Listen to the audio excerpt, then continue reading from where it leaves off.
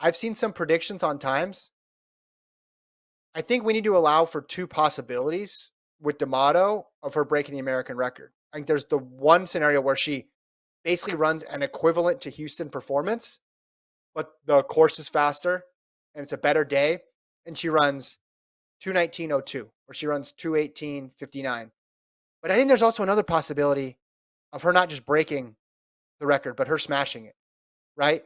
Her going 2:18 low or maybe even 2:17 high. That would be a whoa. That would be a whoa. Let me be clear one more time. That would be a whoa for D'Amato. I But I mean, think we need to have that as a possibility because it's not as if she's breaking somebody else's record. It's her time that she ran in January. She might beat it by a little, but I think there's a possibility she breaks it by a lot. yeah. I mean, that's a good point. 217 seems like a major drop off though from your 219.12. But hey, a lot of times, improvements come not intermittent. There's always sometimes just like a massive drop in time that happens in the marathon. It's not like, oh, I PB'd by 10 seconds. You normally don't PB Mhm. by 10 seconds. Typically you PB Yeah. by, multiple minutes because you're just able to compound 26 individual miles of racing, which results in a big PB.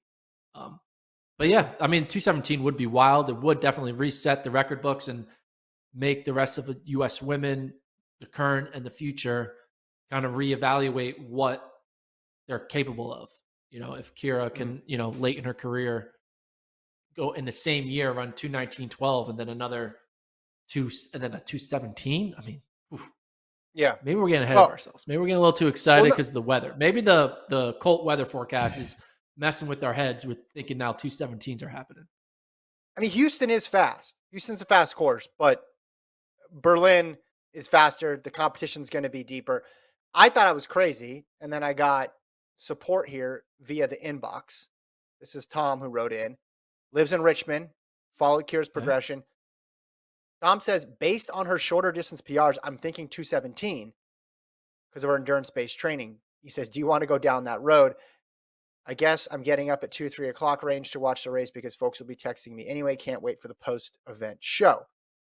So Tom's seeing that as well, too. I just think we need to allow it as a possibility because what, 2:19:12? Is that what we're looking at here? Yeah.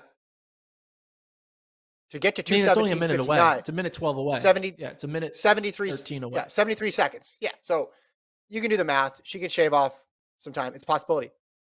In the same way, you could say she might miss the record by a little, or she might miss it by a lot. I think you can go in the other direction. She could get it by a little, or she'd get it by a lot. And I think that's two different things, right? Her running 2:19:06 and her running 2:17:40, that's a huge difference, right? There's two different ways to break this American record. I think if she goes Yeah. 2:19:06, you're like, all right, well, faster course, better competition. If she gets the win, still a huge day.